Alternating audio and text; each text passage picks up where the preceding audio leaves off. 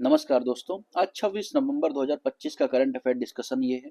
Current affair discussion में आप सभी का स्वागत है। आपको पता है कि the Hindu, Indian express, PIB में जो न्यूज आर्टिकल आते हैं जो खास तौर पर यूपीएससी ओरिएंटेड हैं या यूपीएससी एग्जाम में पूछे जा सकते हैं, सिविल सर्विसेज से किसी भी एग्जाम में अगर आप पूछे जाने की संभावना है करंट अफेयर की, उन सारे इंपॉर्टेंट टॉपिक हम यहाँ पे कवर करते हैं।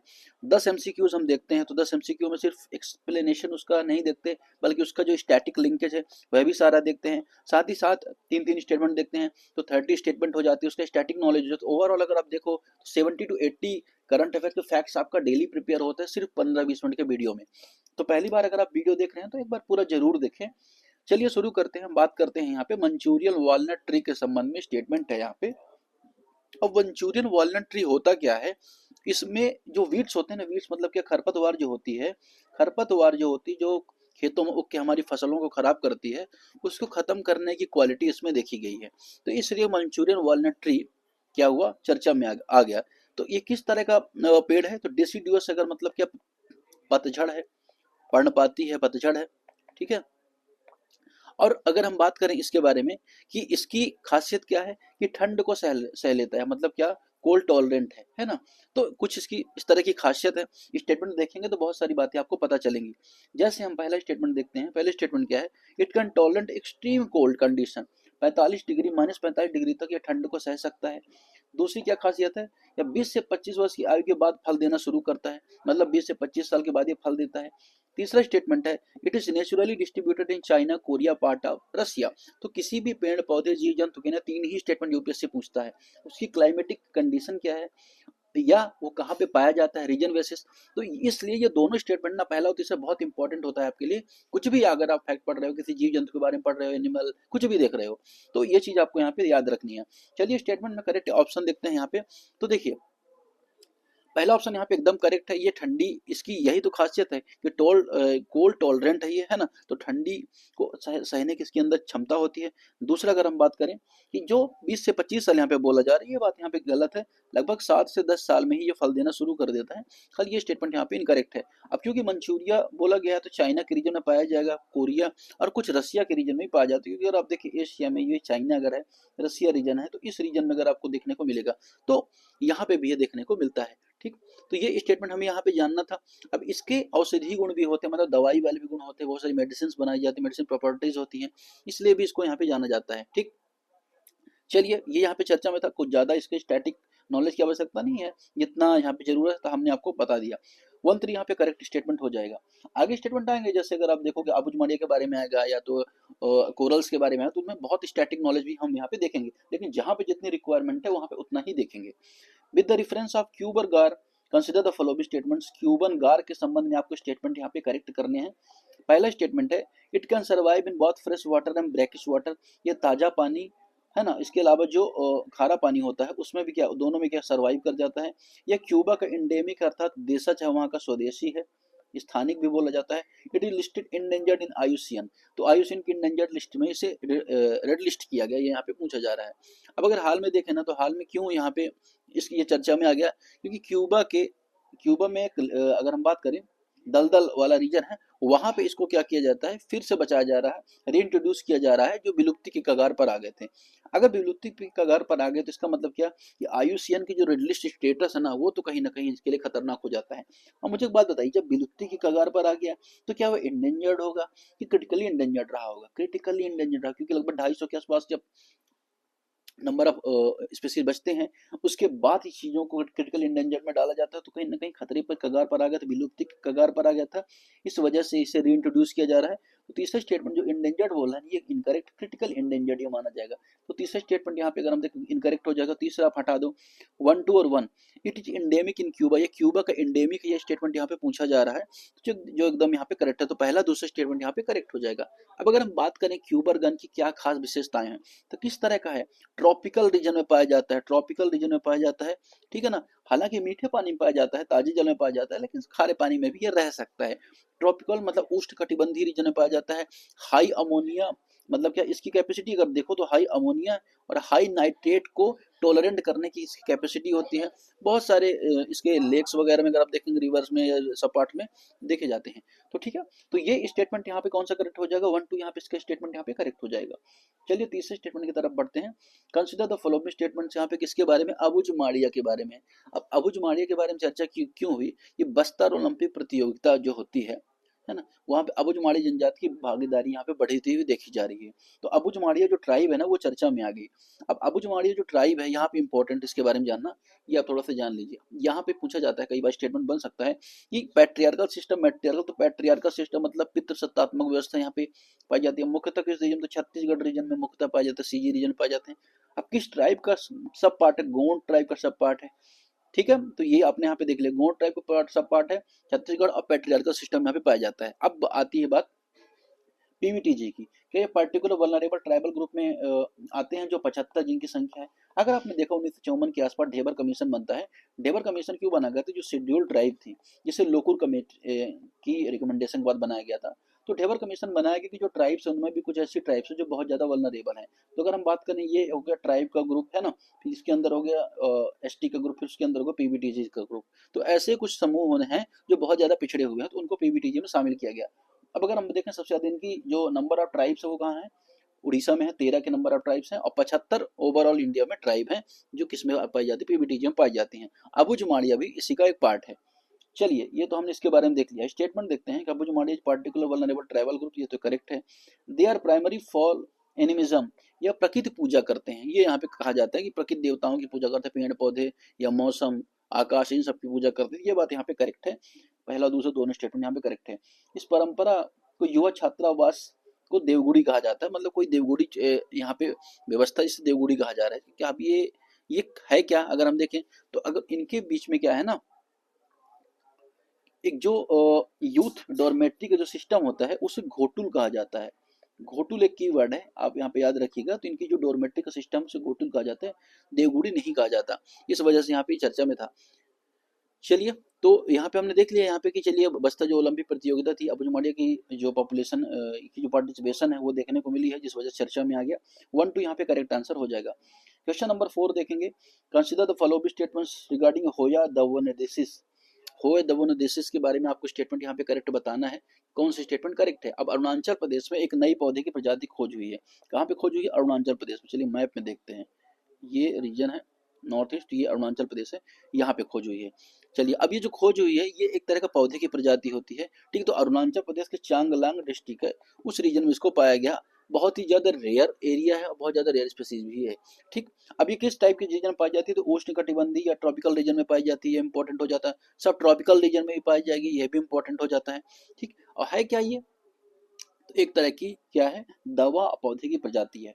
चलिए स्टेटमेंट बनते हैं। It is newly discovered species in Arunachal Pradesh. That is absolutely right, ये एकदम करेक्ट है कि अरुणाचल प्रदेश में खोजा गया इसे। दूसरा, it belong to the tropical flowering species known as wax plant, या प्रोवैक्स प्लांट के नाम से जाना जाता है मोम के पौधे को। इसकी खोज अपर सुबनसिरी जिले में हुई है।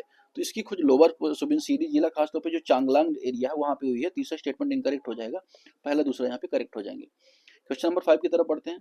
क्वेश्चन नंबर 5 है, which of the following statements regarding ना निंगालो रीफ आर करेक्ट। निंगालो रीफ के संबंध में आपको करेक्ट स्टेटमेंट यहाँ पे बताना है।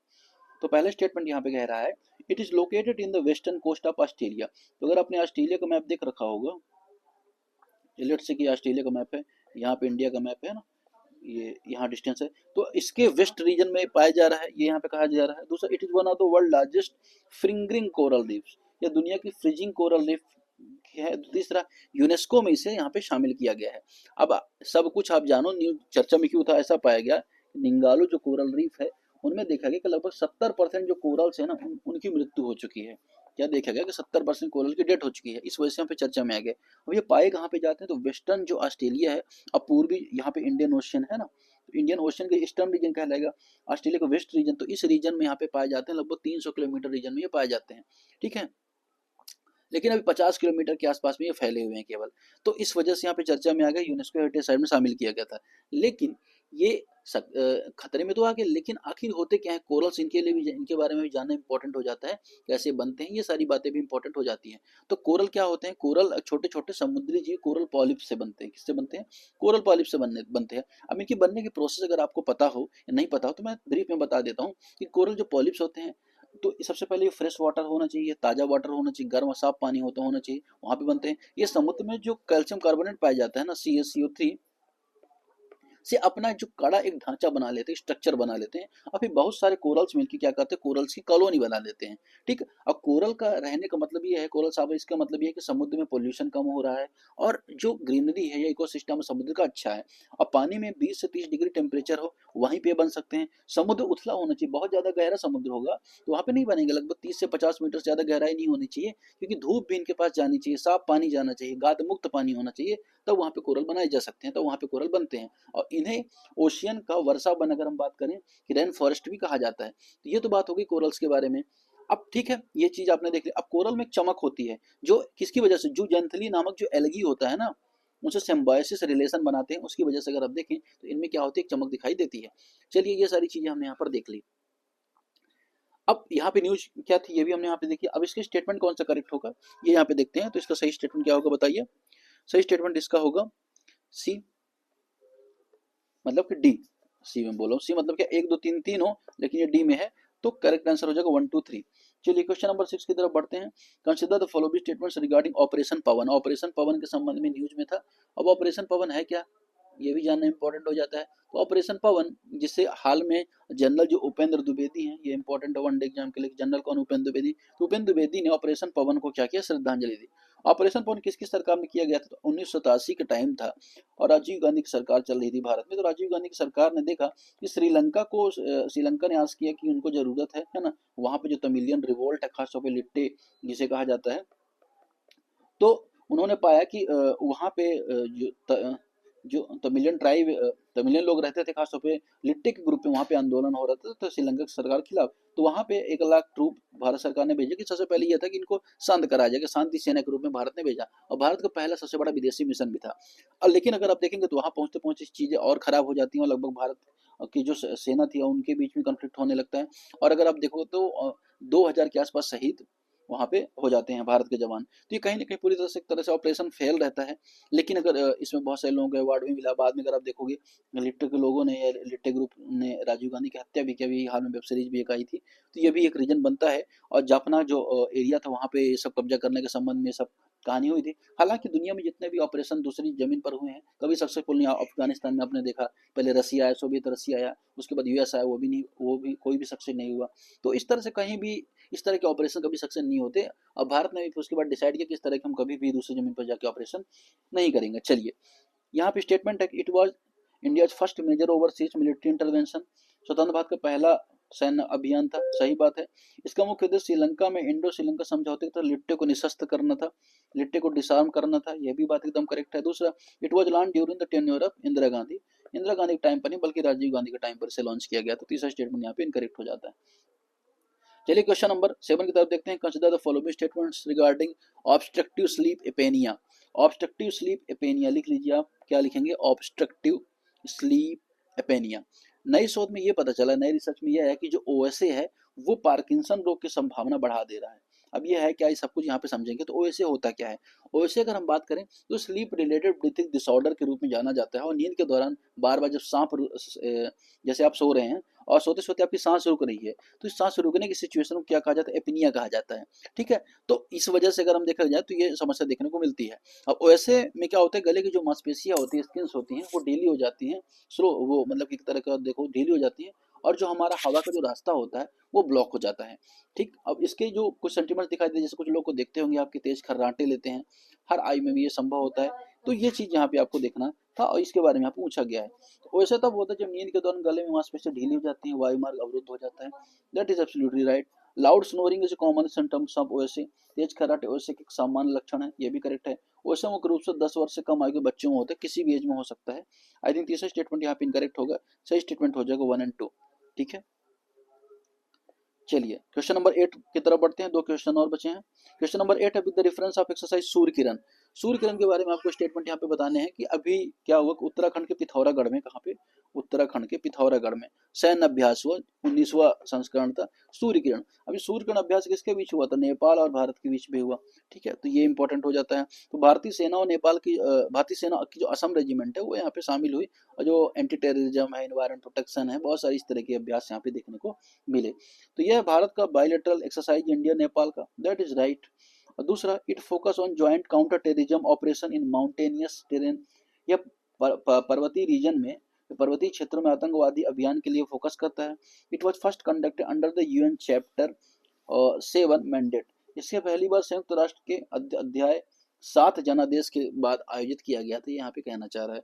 अब ये यूएन का जो अभ्यास, उसके बारे में तो मुझे ज्यादा आइडिया नहीं है, लेकिन हाँ मुझे स्टेटमेंट यहाँ पे ये वाला इनकरेक्ट है, 1 और 2 यहाँ पे इसका करेक्ट स्टेटमेंट हो जाएगा। ठीक है, बाकी जो जरूरी चीजें थी वो हमने यहाँ पर डिस्कस कर ली। चलिए आगे बढ़ते हैं, फूजीवारा इम्पैक्ट के बारे में देखते हैं। अभी क्या हुआ कि बंगाल की खाड़ी में 2 साइक्लोन बन रहे थे, और उसमें फूजीवारा इंटरेक्शन की संभावना देखने को मिल रही है। ठीक, तो फूजीवारा इंटरेक्शन होता है क्या, फूजीवारा इफेक्ट क्या होता है? तो फूजीवारा इफेक्ट तब होता है जब अगर मान के चलो 2 साइक्लोन है ना, एक साइक्लोन, ये साइक्लोन भी है, तो एक दूसरे के बहुत पास आ रहे हैं, तो ऐसा लगे कि दोनों चक्रवात के आगे घूम रहे हैं, दूसरे के सामने डांस कर रहे हैं, तो इस जो सिचुएशन को कहा जाता है फूजीवारा इम्पैक्ट। ठीक है, लेकिन अगर कभी आपस में मिल गए तो बहुत बड़ा चक्रवात बनने की संभावना होती है। ठीक है, लेकिन कभी कभी रास्ते ही बदल देते हैं। लेकिन अगर दो तूफान आपस में आ जाते हैं, एक दूसरे को खींच कर एक साथ घूमने लगते हैं, तो इसे फूजीवारा इम्पैक्ट कहा जाता है। अब फूजीवारा इम्पैक्ट यहाँ पे देखने को मिल रहा है, तो हाँ, इसके लिए कौन कौन से ऑप्शन यहाँ पे बनाए गए हैं? Interaction between 2 near by cyclone causing them orbit A common centre, 2 निकटवर्ती चक्रवात की पारस्परिक क्रिया जिससे वो एक सामान्य केंद्र के घूमने लगते हैं। पहला स्टेटमेंट यहाँ पे करेक्ट होगा, जो दूसरा तीसरा ऑप्शन यहाँ पे चौथा ऑप्शन इनकरेक्ट हो जाएगा। आप इसे पढ़ लीजिएगा, क्यों टाइम वेस्ट करना आपका। ठीक है, चलिए क्वेश्चन नंबर 10 की तरफ बढ़ते हैं। क्वेश्चन नंबर 10 है, consider the following statements regarding Satpura tiger reserve. Satpura tiger reserve के संबंध में यहाँ पे देखा जाना कि अभी क्या हुआ कि गश्ती दल ने बाघिन को देनवा नदी में तैरते देखा, सतपुड़ा टाइगर रिजर्व में। ठीक, अब सतपुड़ा टाइगर रिजर्व है कहाँ? तो ये सबसे पहले इंपॉर्टेंट ये हो जाता है कि मध्य प्रदेश है, मध्य प्रदेश में सबसे ज्यादा टाइगर रिजर्व पाए जाते हैं, तो इस रीजन में आपको सतपुड़ा टाइगर रिजर्व देखने को मिलेगा। Satpura tiger reserve lies in south of Narmada river, Narmada दक्षिण में आपको, ये नर्मदा नदी बहती है, दक्षिण में आपको देखने को मिलेगा।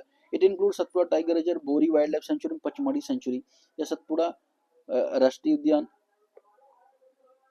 ये सतपुड़ा राष्ट्रीय उद्यान के अलावा अगर हम देखें तो बोरी जो राष्ट्रीय उद्यान है, इसके अलावा पचमढ़ी अभ्यारण्य इसके शामिल होते हैं। देनवा नदी मध्य प्रदेश के पश्चिमी भाग से निकलती है, तो देनवा नदी यहाँ पे मध्य पश्चिमी भाग से निकलती है, यहाँ पे कहा जा रहा है। लेकिन अगर हम देखें स्टेटमेंट, तो स्टेटमेंट तीसरा इनकरेक्ट है, ये मध्य प्रदेश का पश्चिमी भाग तो नहीं है, पूर्वी मध्य भाग है, तो ये स्टेटमेंट यहाँ पे इनकरेक्ट हो जाएगा। अब इसकी जो उत्पत्ति होती है होशंगाबाद में होती है, होशंगाबाद का नाम बदल के नर्मदापुरम कर दिया गया है, तो यहाँ से इसकी उत्पत्ति होती है देनवा नदी के। और सतपुड़ा नेशनल पार्क की जीवन रेखा के रूप में मानी जाती है। ये पूर्व से पश्चिम की ओर बहने वाली ये भी इंपॉर्टेंट नदी है। आपको पता है कि जो नर्मदा नदी और ताप्ती नदी को पूर्व से पश्चिम की तरफ बहने वाली नदी के रूप में जाना जाता है। ठीक है, पश्चिम की ओर बहने वाली नदी के रूप में। तो इसका स्टेटमेंट यहाँ पे कौन सा करेक्ट हो जाएगा? पहला और दूसरा करेक्ट हो जाएगा। तो कल के लिए सॉरी, आपका डिस्कशन अपलोड नहीं हो पाया, आज इसे अपलोड कर रहे हैं। Thank you.